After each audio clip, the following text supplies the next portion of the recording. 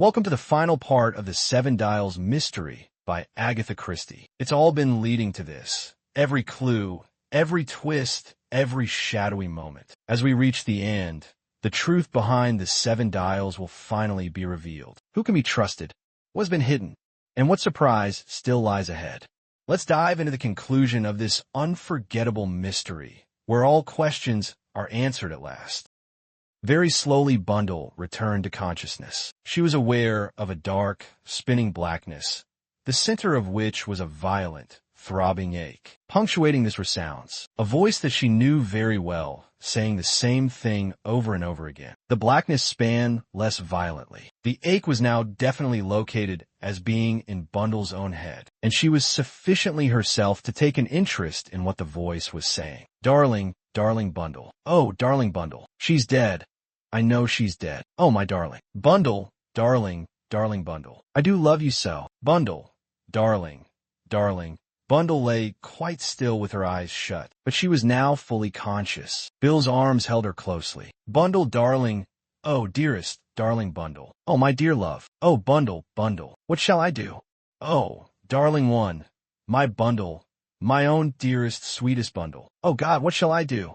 I've killed her. I've killed her. Reluctantly, very reluctantly, Bundle spoke. No, you haven't, you silly idiot, she said. Bill gave a gasp of utter amazement. Bundle, you're alive. Of course I'm alive. How long have you been? I mean, when did you come to? About 5 minutes ago. Why didn't you open your eyes or say something? Didn't want to. I was enjoying myself. Enjoying yourself? Yes, listening to all the things you were saying. You'll never say them so well again. You'll be too beastly self-conscious. Bill had turned a dark brick red. Bundle, you really didn't mind? You know, I do love you so. I have for ages, but I never have dared to tell you so. You silly juggins, said Bundle. Why? I thought you'd only laugh at me. I mean, you've got brains and all that. You'll marry some bigwig. Like George Lomax, suggested Bundle. I don't mean a fatuous ass like Cotter's, but some really fine chap who'll be worthy of you, though I don't think anyone could be that, ended Bill. You're rather a dear, Bill, but, Bundle, seriously, could you ever? I mean, could you ever bring yourself to? Could I ever bring myself to do what?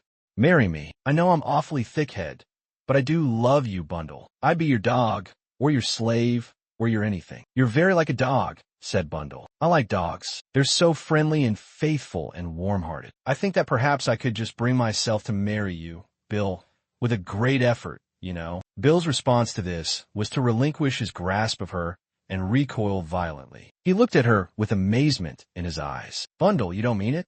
There's nothing for it, said Bundle. I see I shall have to relapse into unconsciousness again. Bundle, darling, Bill caught her to him. He was trembling violently. Bundle, do you really mean it? Do you? You don't know how much I love you. Oh, Bill, said Bundle. There is no need to describe in detail the conversation of the next 10 minutes. It consisted mostly of repetitions. And do you really love me? Said Bill, incredulously, for the 20th time as he at last released her. Yes, yes, yes. Now, let's be sensible. I've got a racking head still, and I've been nearly squeezed to death by you. I want to get the hang of things. Where are we and what's happened? For the first time, Bundle began to take stock of her surroundings. They were in the secret room, she noted, and the baize door was closed and presumably locked. They were prisoners, then? Bundle's eyes came back to Bill. Quite oblivious of her question, he was watching her with adoring eyes. Bill, darling, said Bundle, pull yourself together. We got to get out of here. Ah, said Bill. What? Oh, yes, that'll be all right. No difficulty about that. It's being in love makes you feel like that, said Bundle. I feel rather the same myself, as though everything's easy and possible. So it is, said Bill. Now that I know you care for me. Stop it, said Bundle. Once we begin again, any serious conversation will be hopeless. Unless you pull yourself together and become sensible, I shall very likely change my mind. I shan't let you, said Bill. You don't think that once having got you I'd be such a fool as to let you go, do you? You would not coerce me against my will? I hope, said Bundle grandiloquently. Wouldn't I? Said Bill. You just watch me do it, that's all. You really are rather a darling, Bill. I was afraid you might be too meek, but I see there's going to be no danger of that. In another half hour, you'd be ordering me about. Oh dear, we're getting silly again. Now look here, Bill, we've got to get out of here. I tell you that'll be quite all right. I shall. He broke off, obedient to a pressure from Bundle's hand. She was leaning forward, listening intently. Yes, she had not been mistaken. A step was crossing the outer room. The key was thrust into the lock and turned. Bundle held her breath. Was it Jimmy coming to rescue them? Or was it someone else? The door opened, and the black-bearded Mr. Moskarovsky stood on the threshold. Immediately Bill took a step forward, standing in front of Bundle. "Look here," he said. "I want a word with you privately." The Russian did not reply for a minute or two. He stood stroking his long, silky black beard and smiling quietly to himself. So he said at last, "It is like that. Very well. The lady will be pleased to come with me." "It's all right, Bundle," said Bill. "Leave it to me. You go with this chap. Nobody's going to hurt you. I know what I'm doing." Bundle rose obediently. That note of authority in Bill's voice was new to her. He seemed absolutely sure of himself and confident of being able to deal with the situation. Bundle wondered vaguely what it was that Bill had, or thought he had, up his sleeve. She passed out of the room in front of the Russian. He followed her, closing the door behind him and locking it. "This way, please," he said. He indicated the staircase, and she mounted obediently to the floor above. Here she was directed to pass into a small, frosy room, which she took to be Alfred's bedroom. Moskarovsky said, "You will wait here quietly, please. There must be no noise." Then he went out, closing the door behind him and locking her in. Bundle sat down on a chair. Her head was aching badly still, and she felt incapable of sustained thought. Bill seemed to have the situation well in hand. Sooner or later, she supposed, someone would come and let her out. The minutes passed. Bundle's watch had stopped, but she judged that over an hour had passed since the Russian had brought her here. What was happening? What indeed had happened?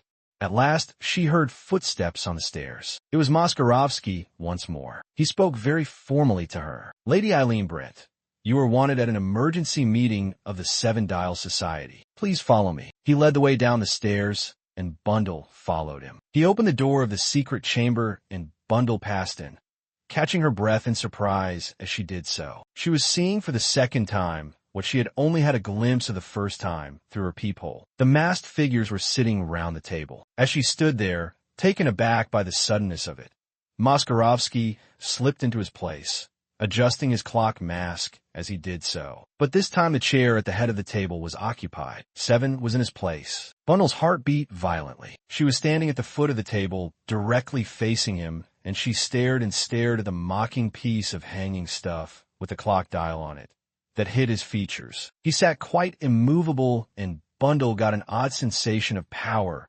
radiating from him. His inactivity was not the inactivity of weakness, and she wished violently, almost hysterically, that he would speak, that he would make some sign, some gesture, not just sit there like a gigantic spider in the middle of its web waiting remorselessly for its prey. She shivered, and as she did, so Moskarovsky rose. His voice, smooth, silky, persuasive, seemed curiously far away. "Lady Eileen, you have been present unasked at the secret councils of this society. It is therefore necessary that you should identify yourself with our aims and ambitions. The place 2 o'clock, you may notice, is vacant. It is that place that is offered to you." Bundle gasped. The thing was like a fantastic nightmare. Was it possible that she, Bundle Brent, was being asked to join a murderous secret society?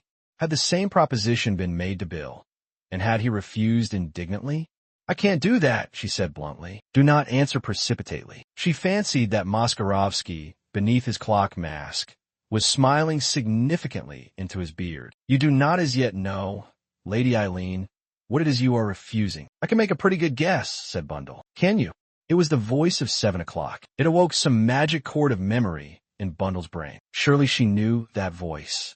Very slowly, no. 7 raised a hand to his head and fumbled with the fastening of the mask. Bundle held her breath. At last, she was going no. The mask fell. Bundle found herself looking into the expressionless, wooden face of Superintendent Battle. "That's right," said Battle, as Moskarovsky leapt up and came round to Bundle. "Get a chair for her. It's been a bit of a shock, I can see." Bundle sank down on a chair. She felt limp and faint with surprise. Battle went on talking in a quiet, comfortable way wholly characteristic of him. "You didn't expect to see me, Lady Eileen?" "No, and no more did some of the others sitting round this table. Moskarovsky's been my lieutenant, in a manner of speaking. He's been in the know all along. But most of the others have taken their orders blindly from him." Still Bundle said no word. She was A most unusual state of affairs for her, simply incapable of speech. Battle nodded at her comprehendingly, seeming to understand the state of her feelings. You'll have to get rid of one or two preconceived ideas of yours,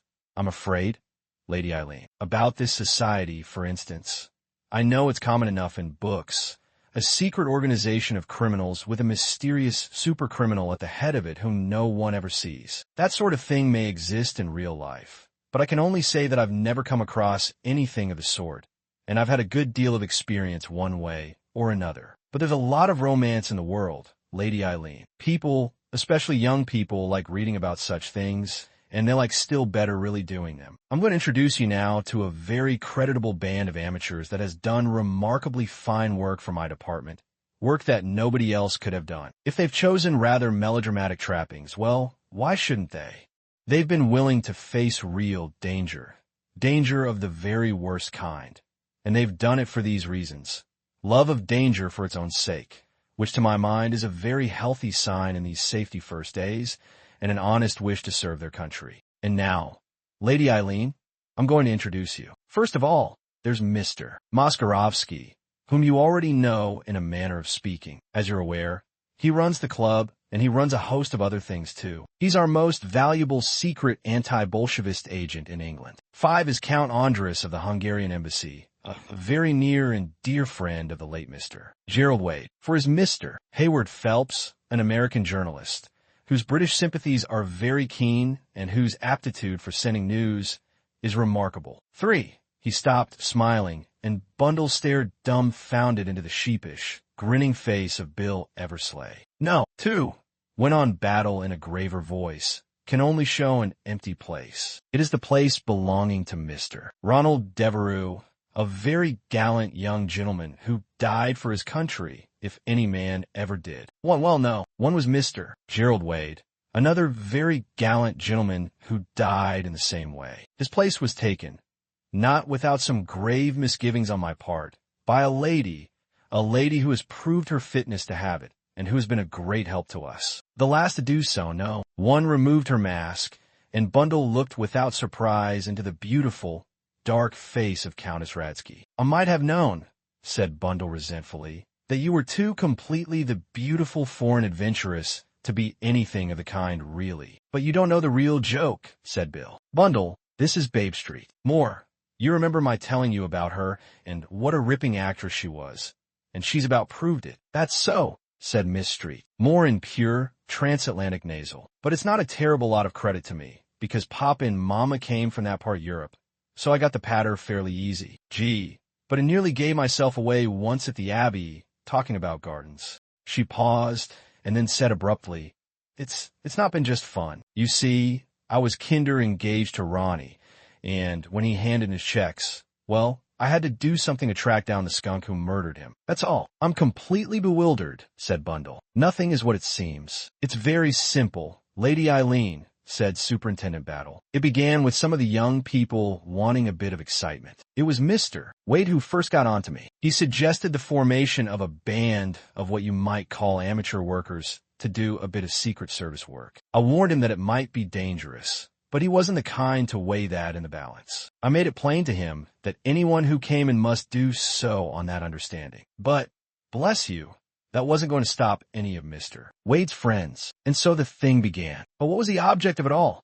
Asked Bundle. We wanted a certain man, wanted him badly. He wasn't an ordinary crook. He worked in Mr. Wade's world, a kind of Raffles, but much more dangerous than any Raffles ever was or could be. He was out for big stuff, international stuff. Twice already valuable secret inventions had been stolen, and clearly stolen by someone who had inside knowledge. The professionals had had a try, and failed. Then the amateurs took on, and succeeded. Succeeded? Yes, but they didn't come out of it unscathed. The man was dangerous. 2 lives fell victim to him, and he got away with it. But the 7 Dials stuck to it, and as I say, they succeeded. Thanks to Mr. Eversley, the man was caught at last red-handed. Who was he? Asked Bundle. Do I know him? You know him very well, Lady Eileen. His name is Mr. Jimmy Thesiger, and he was arrested this afternoon. Superintendent Battle settled down to explain. He spoke comfortably and cozily. I didn't suspect him myself for a long time. The first hint of it I had was when I heard what Mr. Devereux's last words had been. Naturally, you took them to mean that Mr. Devereux was trying to send word to Mr. Thesiger that the Seven Dials had killed him. That's what the words seemed to mean on their face value. But of course I knew that that couldn't be so. It was the Seven Dials that Mr. Devereux wanted told. And what he wanted them told was something about Mr. Jimmy Thesiger. The thing seemed incredible because Mr. Devereux and Mr. Thesiger were close friends. But I remembered something else. That these thefts must have been committed by someone who was absolutely in the know. Someone who, if not in the Foreign Office himself, was in the way of hearing all its chit-chat. And I found it very hard to find out where Mr. Thesiger got his money. The income his father left him was a small one, yet he was able to live at a most expensive rate. Where did the money come from? I knew that Mr. Wade had been very excited by something that he had found out. He was quite sure that he was on the right track. He didn't confide in anyone about what he thought that track was, but he did say something to Mr. Devereux about being on the point of making sure. That was just before they both went down to Chimneys for that weekend. As you know, Mr. Wade died there, apparently from an overdose of a sleeping draft. It seemed straightforward enough, but Mr. Devereux did not accept that explanation for a minute. He was convinced that Mr. Wade had been very cleverly put out of the way, and that someone in the house must actually be the criminal we were all after. He came, I think, very near confiding in Mr. Thesiger, for he certainly had no suspicions of him at that moment. But something held him back. Then he did rather a curious thing. He arranged 7 clocks upon the mantelpiece, throwing away the 8th. It was meant as a symbol that the Seven Dials would revenge the death of one of their members. And he watched eagerly to see if anyone betrayed themselves or showed signs of perturbation. And it was Jimmy Thesiger who poisoned Jerry Wade. Yes, he slipped the stuff into a whiskey and soda which Mr. Wade had downstairs before retiring to bed. That's why he was already feeling sleepy when he wrote that letter to Miss Wade. Then the footman, Bauer, hadn't anything to do with it? Asked Bundle. Bauer was one of our people, Lady Eileen. It was thought likely that our crook would go for her Eberhard's invention, and Bauer was got into the house to watch events on our behalf. But he wasn't able to do much. As I say, Mr. Thesiger administered the fatal dose easily enough. Later, when everyone was asleep, a bottle, glass, and empty chloral bottle were placed by Mr. Wade's bedside by Mr. Thesiger. Wade was unconscious then, and his fingers were probably pressed round the glass and the bottle, so that they should be found there if any question should arise. I don't know what effect the 7 clocks on the mantelpiece made on Mr. Thesiger. He certainly didn't let on anything to Mr. Devereux. All the same, I think he had a bad 5 minutes now and again thinking of them. And I think he kept a pretty wary eye on Mr. Devereux after that. We don't know exactly what happened next. No one saw much of Mr. Devereux after Mr. Wade's death, but it is clear that he worked along the same lines that he knew Mr. Wade had been working on and reached the same result, namely, that Mr. Thesiger was the man. I fancy, too, that he was betrayed in the same way. You mean, through Miss Lorraine Wade. Wade was devoted to her. I believe he hoped to marry her. She wasn't really his sister, of course, and there's no doubt that he told her more than he should have done. But Miss Lorraine Wade was devoted body and soul to Mr. Thesiger. She would do anything he told her. She passed on the information to him. In the same way, later Mr. Devereux was attracted to her, and probably warned her against Mr. Thesiger. So Mr. Devereux in turn was silenced, and died trying to send word to the Seven Dials that his murderer was Mr. Thesiger. How ghastly, cried Bundle. If I had only known. Well, it didn't seem likely. In fact, I could hardly credit it myself. But then we came to the affair at the Abbey. You will remember how awkward it was, especially awkward for Mr. Eversley here. You and Mr. Thesiger were hand in glove. Eversley had already been embarrassed by your insisting on being brought to this place. And when he found that you had actually overheard what went on at a meeting, he was dumbfounded. The superintendent paused, and a twinkle came into his eye. So was I, Lady Eileen. I never dreamed of such a thing being possible. You put one over on me there all right. Well, Mr. Eversley was in a dilemma. He couldn't let you into the secret of the Seven Dials without letting Mr. Thesiger in also, and that would never do. It all suited Mr. Thesiger very well, of course, for it gave him a bona fide reason for getting himself asked to the Abbey, which made things much easier for him. I may say that the 7 Dials had already sent a warning letter to Mr. Lomax that was to ensure his applying to me for assistance, so that I should be able to be on the spot in a perfectly natural manner. I made no secret of my presence, as you know, and again the superintendent's eyes twinkled. Well, ostensibly Mr. Eversley and Mr. Thesiger were to divide the night into 2 watches. Really, Mr. Eversley and Miss Street Moore did so. She was on guard at the library window when she heard Mr. Thesiger coming and had a dart behind the screen. And now comes the cleverness of Mr. Thesiger. Up to a point, he told a perfectly true story. And I must admit that with the fight and everything, I was distinctly shaken and began to wonder whether he had had anything to do with the theft at all, or whether we were completely on the wrong track. There were 1 or 2 suspicious circumstances that pointed in an entirely different direction, and I can tell you I didn't know what to make of things when something turned up to clinch matters. I found a burnt glove in the fireplace with the teeth marks on it, and then, well, I knew that I'd been right after all, but upon my word, he was a clever one. What actually happened? Said Bundle. Who was the other man? There wasn't any other man. Listen, and I'll show you how in the end I reconstructed the whole story. To begin with, Mr. Thesiger and Miss Wade are in this together, and they have a rendezvous for an exact time. Miss Wade comes over in her car, climbs through the fence, and comes up to the house. She's got a perfectly good story if anyone stops her, the one she told eventually. But she arrived unmolested on the terrace just after the clock had struck 2. Now, I may say to begin with that she was seen coming in. My men saw her, but they had orders to stop nobody coming in, only going out. I wanted, you see, to find out as much as possible. Miss Wade arrives on the terrace, and at that minute a parcel falls at her feet, and she picks it up. A man comes down the ivy, and she starts to run. What happens next? The struggle, and presently the revolver shots. What will everyone do? Rush to the scene of the fight. And Miss Lorraine Wade could have left the grounds and driven off with the formula safely in her possession. But things don't happen quite like that. Miss Wade runs straight into my arms, and at that moment the game changes. It's no longer attack, but defense. Miss Wade tells her story. It is perfectly true and perfectly sensible. And now we come to Mr. Thesiger. One thing struck me at once. The bullet wound alone couldn't have caused him to faint. Either he had fallen and hit his head, or, well, he hadn't fainted at all. Later we had Miss Street. More story. It agreed perfectly with Mr. Thesiger's.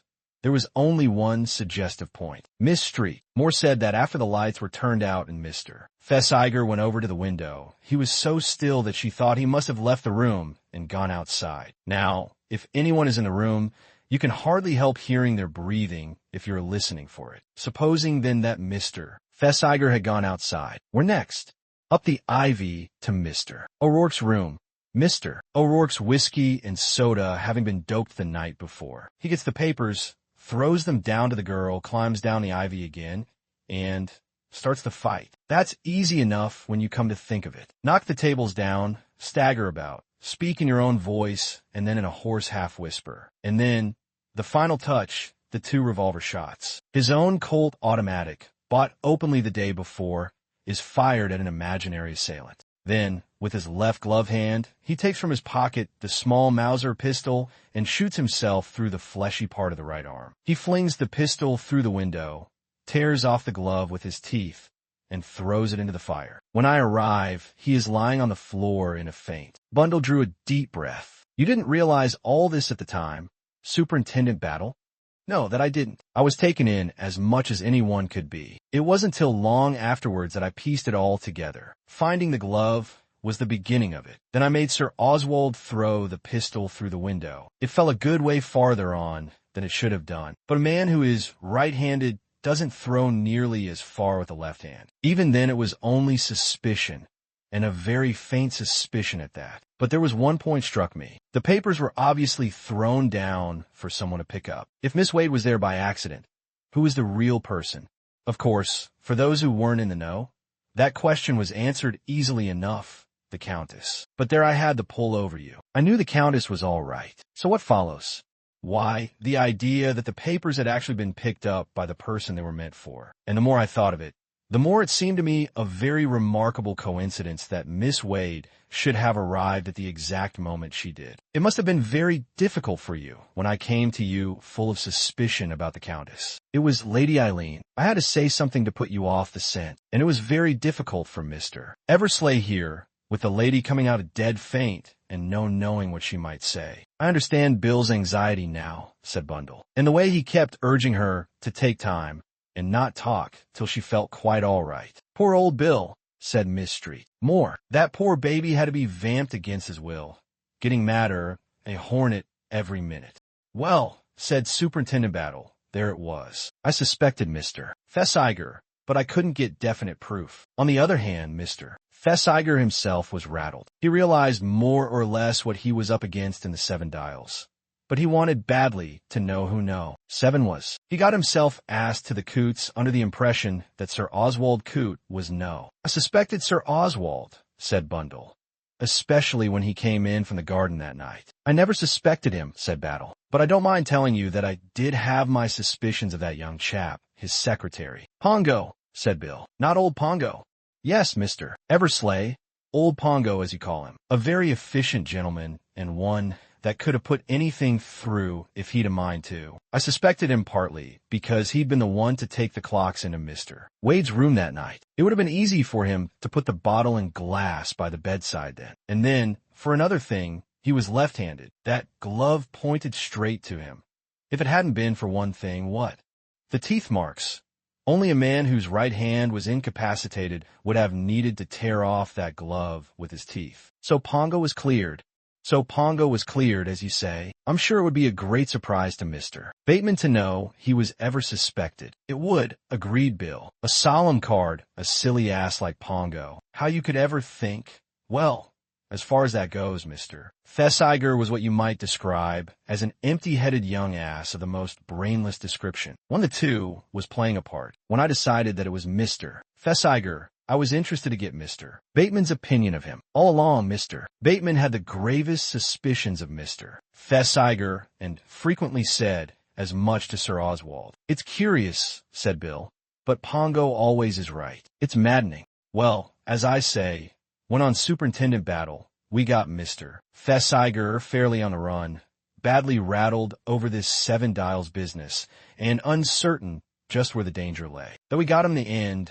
was solely through Mr. Eversley. He knew what he was up against, and he risked his life cheerfully. But he never dreamt that you would be dragged into it, Lady Eileen. My God, no, said Bill with feeling. He went round to Mr. Thesiger's rooms with a cooked-up tale, continued Battle. He was to pretend that certain papers of Mr. Devereux's had come into his hands. Those papers were to suggest a suspicion of Mr. Thesiger. Naturally, as the honest friend, Mr. Eversley rushed round, sure that Mr. Thesiger would have an explanation. We calculated that if we were right, Mr. Thesiger would try and put Mr. Eversley out of the way, and we were fairly certain as to the way he'd do it. Sure enough, Mr. Thesiger gave his guest a whiskey and soda. During the minute or two that his host was out of the room, Mr. Eversley poured that into a jar on the mantelpiece. But he had to pretend, of course, that the drug was taking effect. It would be slow, he knew, not sudden. He began his story,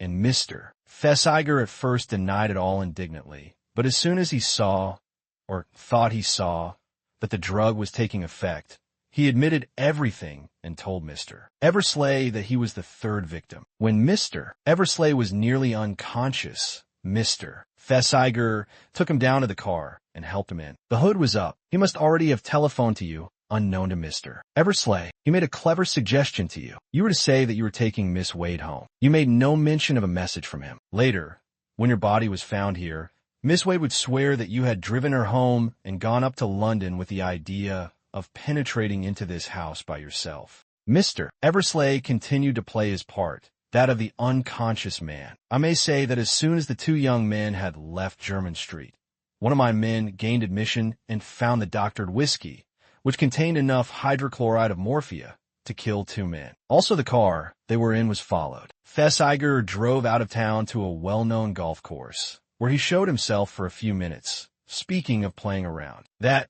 of course, was for an alibi, should one be needed. He left the car with Mr. Eversley in it a little way down the road. Then he drove back to town and to the Seven Dials Club. As soon as he saw Alfred leave, he drove up to the door, spoke to Mr. Eversley as he got out in case you might be listening, and came into the house and played his little comedy. When he pretended to go for a doctor, he really only slammed the door and then crept quietly upstairs and hid behind the door of this room, where Miss Wade would presently send you up on some excuse. Eversley, of course, was horror-struck when he saw you, but he thought it best to keep up the part he was playing. He knew our people were watching the house, and he imagined that there was no immediate danger intended to you. He could always come to life at any moment. When Mr. Thesiger threw his revolver on the table and apparently left the house, it seemed safer than ever. As for the next bit, he paused, looking at Bill. "Perhaps you'd like to tell that, sir." "I was still lying on that bally sofa," said Bill,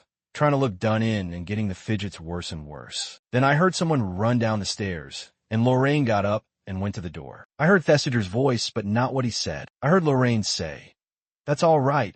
It's gone splendidly.' Then he said, 'Help me carry him up. It will be a bit of job, but I want them both together there.' A nice little surprise for no. I didn't quite understand what they were jawing about, but they hauled me up the stairs somehow or other. It was a bit of a job for them. I made myself a dead weight, all right. They heaved me in here, and then I heard Lorraine say, 'You're sure it's all right? She won't come round.' And Jimmy said, 'The damned blackguard. No fear.' I hit with all my might. They went away and locked the door, and then I opened my eyes and saw you. My God, Bundle, I shall never feel so perfectly awful again. I thought you were dead. I suppose my hat saved me," said Bundle. "Partly," said Superintendent Battle, "but partly it was Mr. Thesiger's wounded arm. He didn't realize it himself, but it had only half its usual strength. Still, that's all no credit to the department. We didn't take the care of you we ought to have done, Lady Eileen, and it's a black done on the whole business." "I'm very tough," said Bundle, "and also rather lucky. What I can't get over is Lorraine being in it. She was such a gentle little thing." "Ah," said the superintendent. "So, was the Pentonville murderess that killed 5 children. You can't go by that. She's got bad blood in her. Her father ought to have seen the inside of a prison more than once. You got her too?" Superintendent Battle nodded. "I dare say they won't hang her. Juries are soft-hearted. But young Thesiger will swing all right. And a good thing, too. A more utterly depraved and callous criminal I never met. And now," he added, "if your head isn't aching too badly, Lady Eileen, what about a little celebration? There's a nice little restaurant round the corner." Bundle heartily agreed. "I'm starving, Superintendent Battle. Besides," she looked round, "I've got to get to know all my colleagues." "The 7 Dials," said Bill. "Hurrah! Some fizz is what we need. Do they run to fizz at this place, Battle?" "You won't have anything to complain of, sir. You leave it to me." "Superintendent Battle," said Bundle, "you are a wonderful man. I'm sorry you're married already. As it is, I shall have to put up with Bill." "Father," said Bundle, "I've got to break a piece of news to you. You're going to lose me." "Nonsense," said Lord Caterham. "Don't tell me that you're suffering from galloping consumption or a weak heart or anything like that, because I simply don't believe it." "It's not death," said Bundle. "It's marriage." "Very nearly as bad," said Lord Caterham. "I suppose I shall have to come to the wedding, all dressed up in tight, uncomfortable clothes, and give you away. And Lomax may think it necessary to kiss me in the vestry." "Good heavens! You don't think I'm going to marry George, do you?" cried Bundle. "Well, something like that seemed to be in the wind last time I saw you," said her father. "Yesterday morning, you know." "I'm going to be married to someone 100 times nicer than George," said Bundle. "I hope so.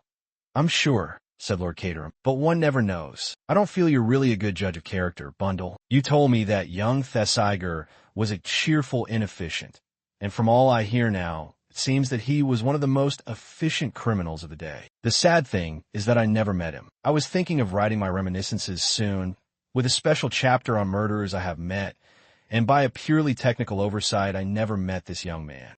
"Don't be silly," said Bundle. "You know you haven't got the energy to write reminiscences or anything else." "I wasn't actually going to write them myself," said Lord Caterham. "I believe that's never done. But I met a very charming girl the other day, and that's her special job. She collects the material and does all the actual writing." "And what do you do?" "Oh, just give her a few facts for half an hour every day. Nothing more than that." After a slight pause, Lord Caterham said, "She was a nice-looking girl, very restful and sympathetic." "Father," said Bundle, I have a feeling that without me you will run into deadly danger. Different kinds of danger suit different kinds of people, said Lord Caterham. He was moving away when he turned back and said over his shoulder, By the way, Bundle, who are you marrying? I was wondering, said Bundle, when you were going to ask me that. I'm going to marry Bill Eversley. The egoist thought it over for a minute. Then he nodded in complete satisfaction. Excellent, he said. He's Scratch, isn't he? He and I can play together in the foursomes in the autumn meeting. And that brings us to the end of The Seven Dials Mystery by Agatha Christie, a tale of intrigue, misdirection, and clever twists, wrapped up in a classic Christie conclusion. Thank you for joining me on this journey through suspense and secrets. If you enjoyed the story, please like, comment, and subscribe for more classic audiobooks and timeless tales. Until next time, keep your curiosity sharp and your love for stories alive.